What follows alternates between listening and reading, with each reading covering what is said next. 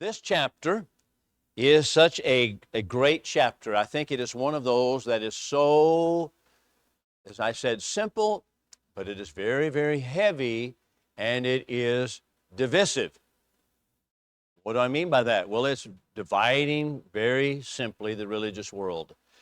I tell you, the teaching of the Bible is so clear, but so many people disregard it, and they do not want to stay with the truth when it comes to this particular chapter, or the truth that is illustrated in this chapter, and that is there is only one church. There's only one church.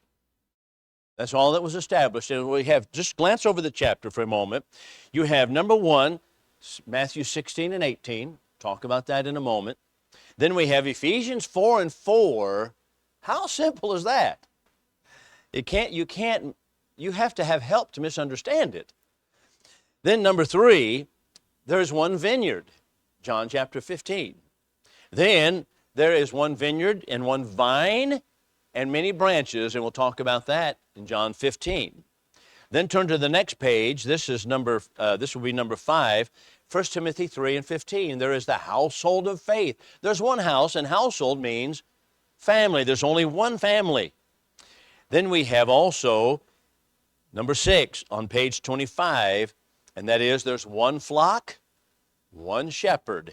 One flock, one shepherd. There are not many flocks and there are not many shepherds. There's only one shepherd and one flock.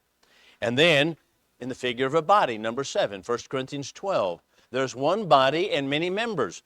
We have the same truth in Romans chapter 12. And then lastly, number 8, and that is Jesus' prayer for unity, that all believers would be one, even as I are in you and you in me, that the world may believe that you did send me. That's where we're going today. All right, so let's pick up the first particular text, and that would be Matthew 16 and verse 18. And the very clear teaching is, of course, that there's only one church that he has built. So upon this rock I will build my church, and the gates of hell shall not prevail against it. Now here's something that we need to know. And I'm happy if you want to challenge me on it, or think, let's think about that more clearly. Let's lay it out more specifically. Do that. I don't want to go faster than you want me to go on this. The Bible teaches there's only one church. That is the church universal, correct? One church, one body of Christ. But there are many churches, plural, in the sense of congregations, local congregations. The only way that the word church is used in the Scripture is in the universal sense, one church. Or in a local congregational sense, the church at Iowa Park, the church at Rome, the church at Corinth, or the churches of Christ, Romans 16 verse 16. That's the only way, the two ways that the word church is used. Church is ecclesia, it means called out, and it can be used for a political body, such as in Acts 19, there was an ecclesia there that was a body. We translate it church, but it was actually just a mob that had come to string Paul up. All right, the word church is used only in the universal and the local sense. Now I ask you this question: how is the word church used in the denominational sense? How is it used, speaking of denominations? Let's just talk about, for example, next door, the Methodist Church. How is the word church used there? Well, okay, I'm thinking about in the local sense or in a universal sense. It's an organization, but it's not local, because the Methodist Church has to be a part of other churches that are Methodist in organization. And so it takes more than one local congregation to be a denomination, right? It takes more than one congregation to be a denomination. How would you be a denomination? A denomination is a conglomerate of several churches. So the word church used in a denominational sense is smaller than the church universal, because they say, can I be a Baptist and go to heaven? And they will say what? Sure. Okay, so they say they're self-confessed, smaller than the church in the universal sense, because they would encompass other denominations. Is it larger than the church in the local sense? Yes. Why? Because it takes more than one Methodist church to be a denomination. There is a denominational structure, as pointed out, it's an organization.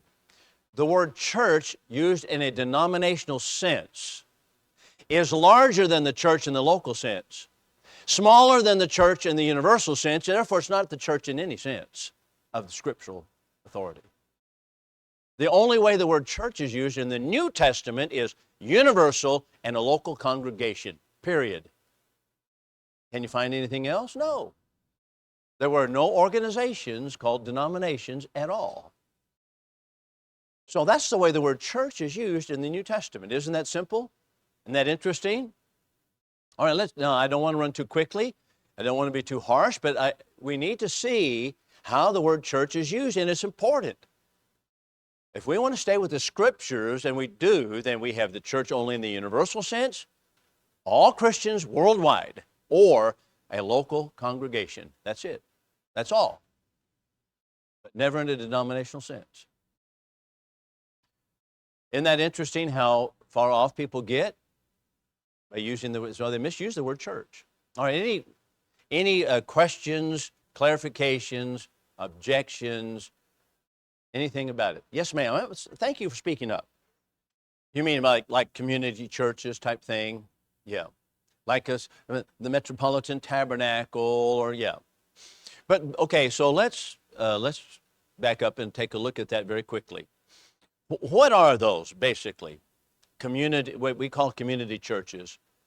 They are actually conglomerations of denominational members, and they stand for no particular doctrine that would actually exclude, for example, a Methodist, or a Baptist, or a Lutheran, or a Catholic. Even though their doctrines of those churches are widely divergent, the community churches are going to be so generic that they're not going to exclude any one of those particular individuals. And so it is a movement today to have community churches, as they call them, or they might call them tabernacles, or the City of Hope, or something like that. Cowboy, whatever it may be. But all they are interdenominational workings, and that's right, they're not a church at all. They're interdenominational workings that have really no standard of belief other than very generic that everybody can agree on. That's how they do it. As we're seeing here, as we're seeing right here, they're not going to stand for what we've just said. They're not going. You can talk with them about it and say, the church is used in the universal sense, the local sense. That's it. And you're going to find they're going to bow up right now on that. That is not what they're going to believe, because they actually have affinity to the mommy's and daddy's churches, which are denominational in structure. It's interdenominational. That's right. They're interdenominational. They are kind of mixing denominations together. Right. They're not a separate denomination, I would not say that. And they call themselves undenominational, but they are mixing together. This really is mixing together multi-denominational is all that they are. But in order to come to the truth, you have to recognize, and you correct me if I'm wrong, you have to recognize how the word church is used in the New Testament, and you have to get off of that concept that every denomination is fine.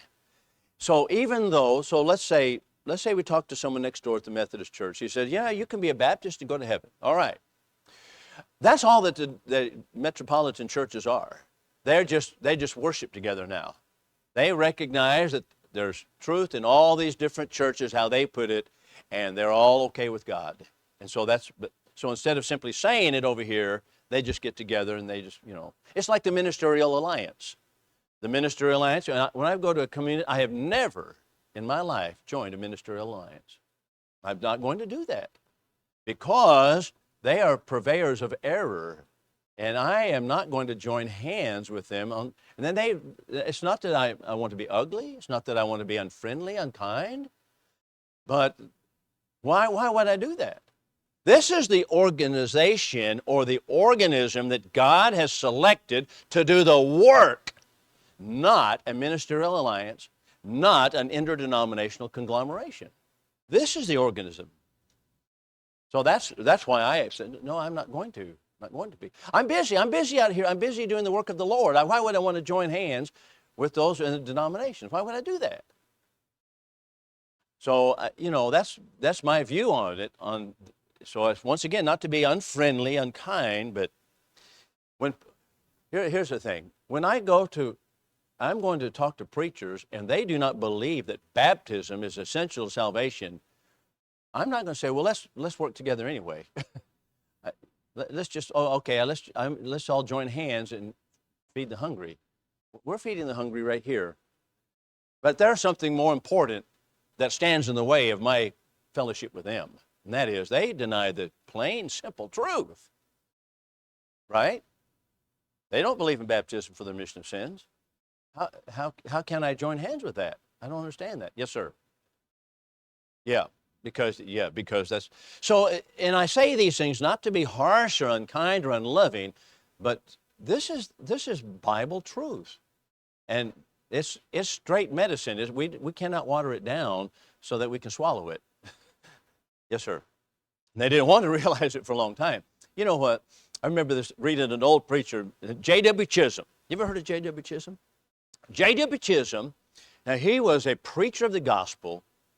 And he was in Oklahoma, Texas, back in probably born about 1870, died about 1950 or so, that time frame. And he had a lot of debates, but he was a photographer, he was a farmer, and they made their way with their hands. When he goes to a congregation or goes to a community to establish the church, now these men established the church. They didn't come to a place to be a pastor, so to speak. They established the church.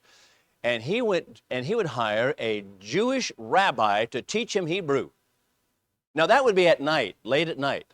He wanted to read the Bible in the original language, the Old Testament in Hebrew. And he learned it. And he would go to another place and he would hire another rabbi and he would learn Hebrew. So in his debate, he has a debate in Oklahoma with a spiritualist. Those are the guys that believe in the wrappings, and something, we've got a spirit in this building here. And so he had a debate, and it's really interesting. It's called the Ring-Chisholm debate. This man was Mr. Ring. Anyway, he said this. He made the comment. He says, this is strong medicine, and I might have to hold your nose for you to take it, but you're going to take the medicine. And that's kind of how it is. This is strong medicine, but that is what the Bible teaches. It's so simple, but it is at the same time pretty strong, isn't it? And we don't want to water it down. They make it palatable. All right, comments. So it is possible to memorize the entire Bible and not let it penetrate your heart. That is possible. I've known atheists who can quote many passages of the Bible, but what is the problem? They don't allow it to penetrate their hearts. So it's not simply what you have in your head. It has to penetrate and change your life. And if they disallow that by hard-heartedness, then it doesn't matter what you can quote or what you can know. That's right, they don't do what they read. We have to allow it to penetrate our hearts. You know what? On that note, you might just look at this text in Acts chapter 13. And this is verses 26 and following. Acts 13. Now, Paul is in Antioch of Pisidia. We'll pick up the read in verse 26. Now he comes down to it. He said, all right, brethren, this is Acts 13, verse 26. Brethren, children of the stock of Abraham, and those among us that fear God, to us is the word of this salvation gone forth. For they that dwell in Jerusalem and their rulers, because they knew him not, nor the voices of the prophets which are read every Sabbath day, fulfilled them in condemning him. Now that's an amazing comment right there. And though they found no cause of death in him, yet asked they of Pilate that he should be slain. And when they had fulfilled all things that are written of him, they took him down from the tree. Now how is it the case? Verse 27.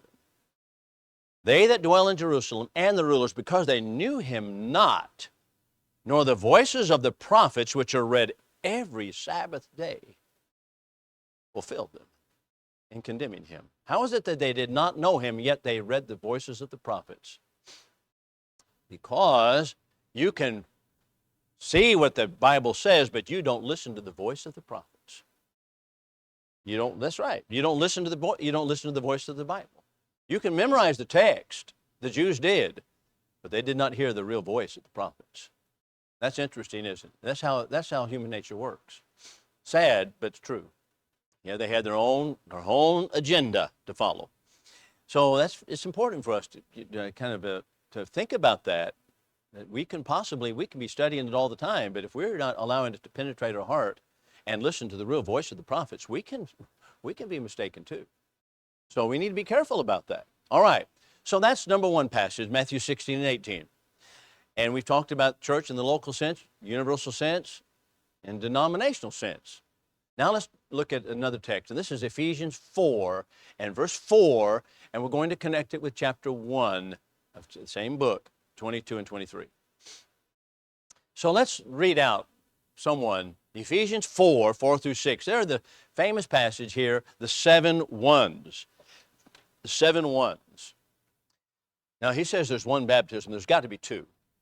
There's got to be water baptism. There's got to be Holy Spirit baptism too. Got to be two baptisms.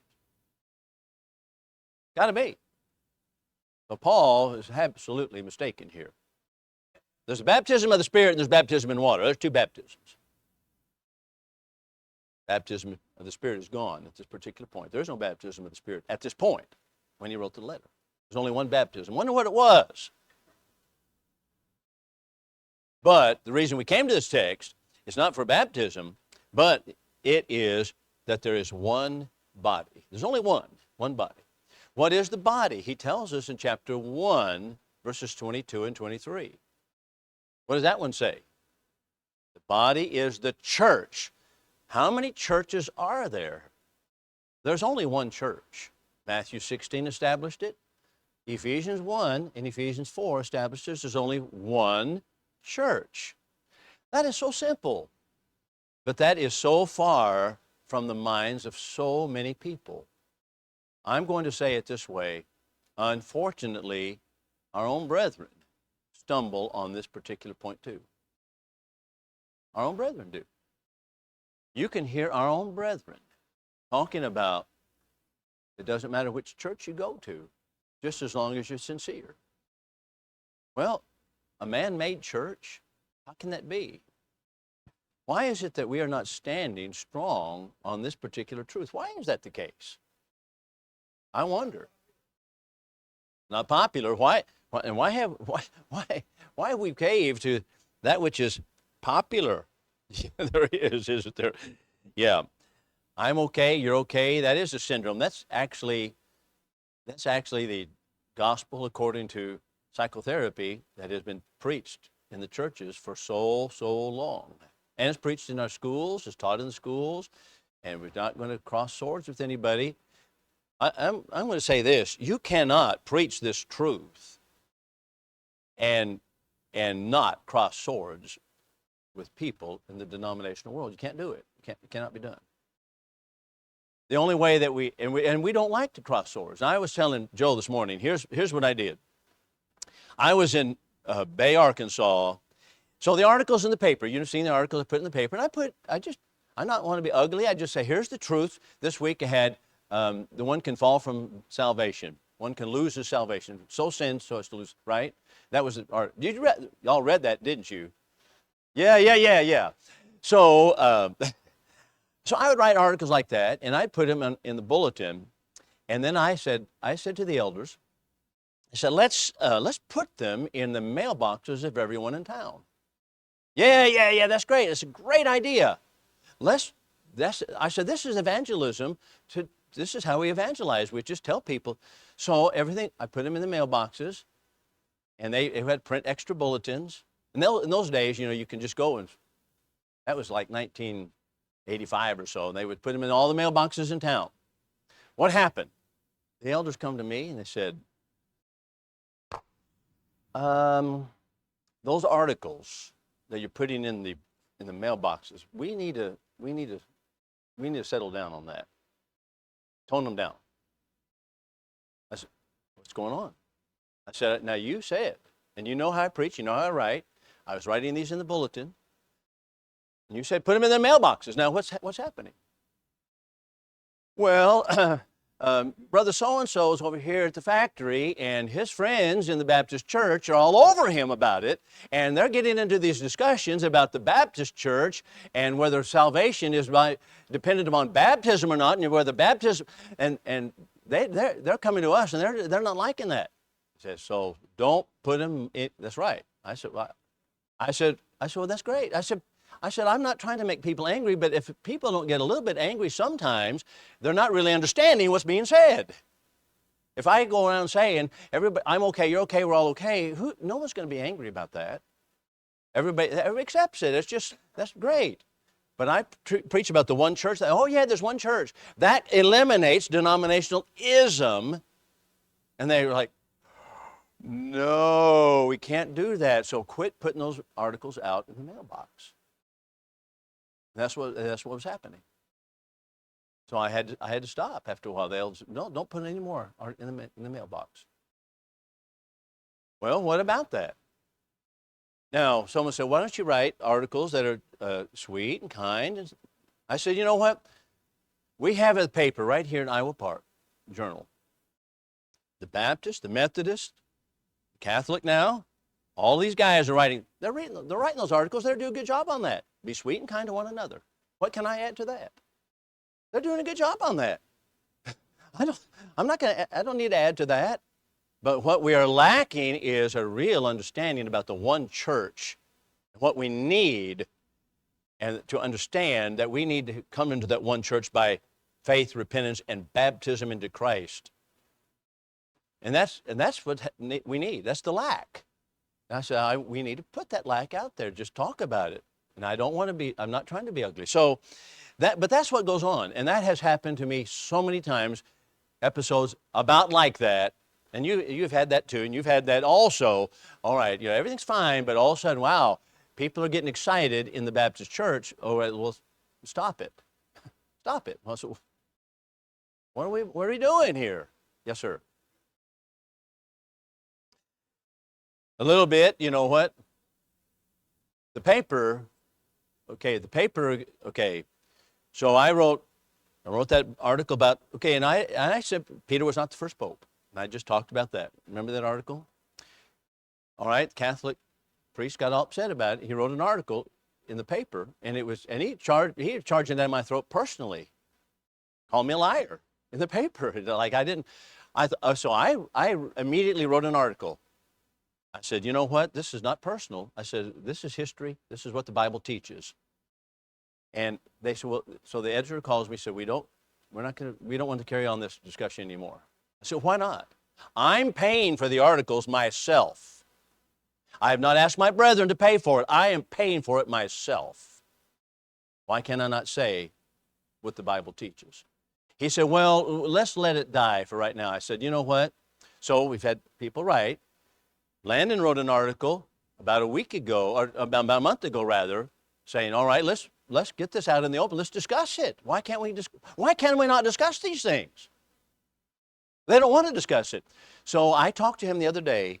I said, Landon sent this article in. He said, yeah, it'll be in the paper this week. That was this last week. It was not there. So anyway, I'm getting those kinds of feedback. And he said, and so then there was another article I had simply about transgenderism that one of the editors in Vernon put the footnote in the article. Did you see that one? That was ugly. I talked about transgenderism is a mental problem. It's not. There's no transgenderism. But we don't have anybody want to say those kinds of things. So this guy out there put a little note in there, we do not discriminate in this paper against minorities, as if to say that transgenders are an actual minority.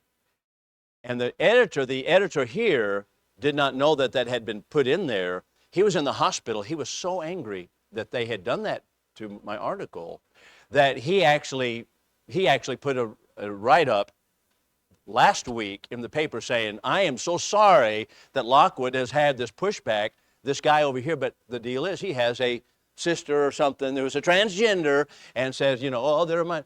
And I think, generally speaking, where is the backbone of people to stand up to anything anymore and say that, you know what, this is truth, that's error, let's just stay with truth. But no, they don't do that.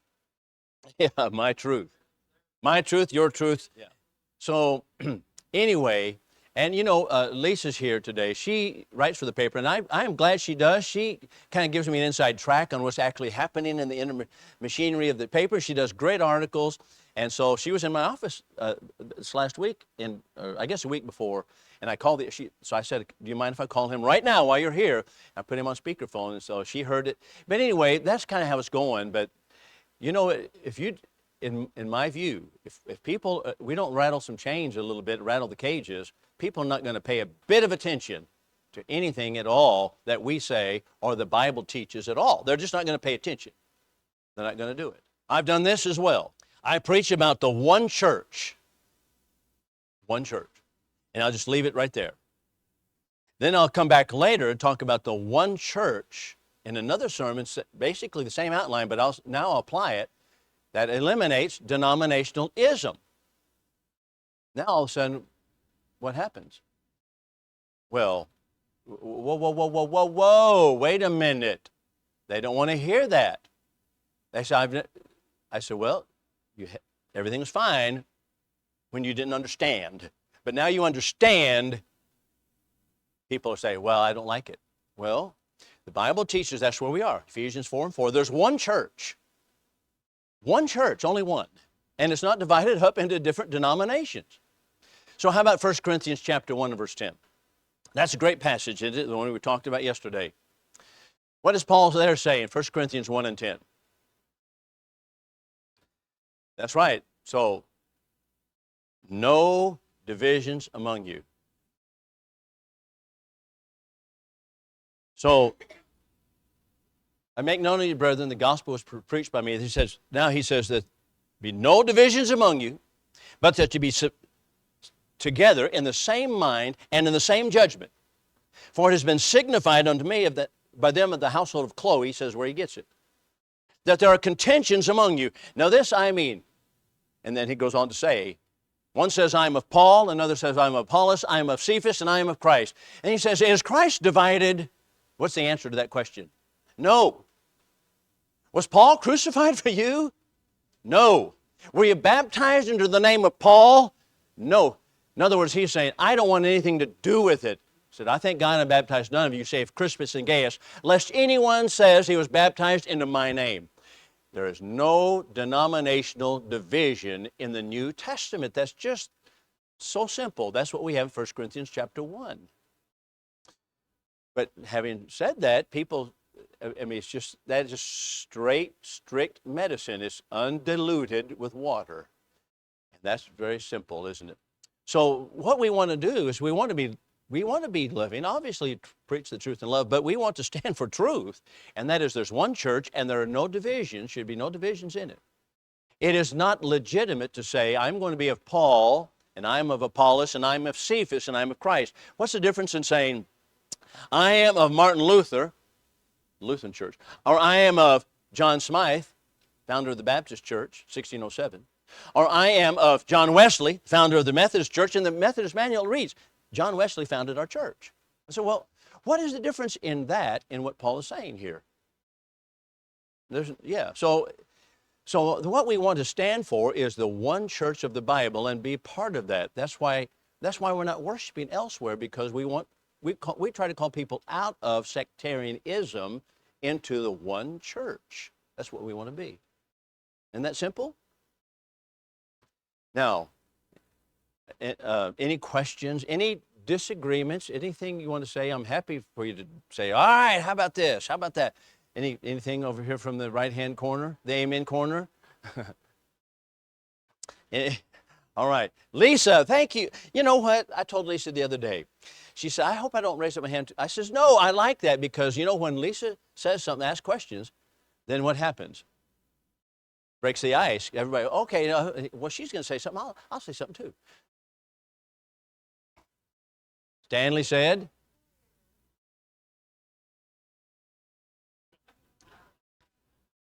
He didn't even hear what you said right there, so. Okay. That's great. We need a little bit of rowdiness on that. Okay, Lisa, what have you to say? Yeah. Well, you know what? There are many, I don't think there's one right way to do it. You can take tracts. You can pray for them and take tracts. My mom would always leave a tract somewhere. She would take tracts. Yeah, so she took a tract. Matter of fact, took a tract to a Church of Christ preacher in this community. It was about homosexuality. He finally changed, but at first they didn't appreciate it. But she simply took a tract. But you can broach subjects in different. How would you do it, Joe? I threw that at you. You think about that and let Bruce. What have you to say? How would you handle that? So how would you approach it? She's with a person who's a member of the Lutheran Church. She curses, she drinks, but a lot of times we have to recognize the fact people like it that way, but how would you approach that particular? I do. I do that because, I do that at school all the time, because people do not know saying, oh my gee, is taking the Lord's name in vain. I said, you know what, I would rather you say some other ugly word, not to say that I want them to do that, than to take the Lord's name in vain. I said, did you know that that's taking the Lord's name in vain? Have you considered that? I bring that up. I absolutely do, because that, to me, cringes my ears to hear people say that. Yeah, that goes back to a movie, perhaps, but be that as it may, so what would you going to say on that one, Joe? Yeah, a lot of people are afraid to say something. We don't want to cross swords with anybody. That's correct. You know what, Lisa? You could take a tract, but I think I would broach the subject on what the Bible teaches about our language. And there are several passages, and that might spark that woman's interest, at least enough to look at it, say, here's what the Bible teaches, but I would leave a tract about the one church. And we have several of them back there say, and you might even ask her, have you considered this? So that's something you can do. Okay, we're past time to close. Anything you want to say as we conclude? Because I promised we'd finish it up on time, so here we are. Okay, thank you for your participation.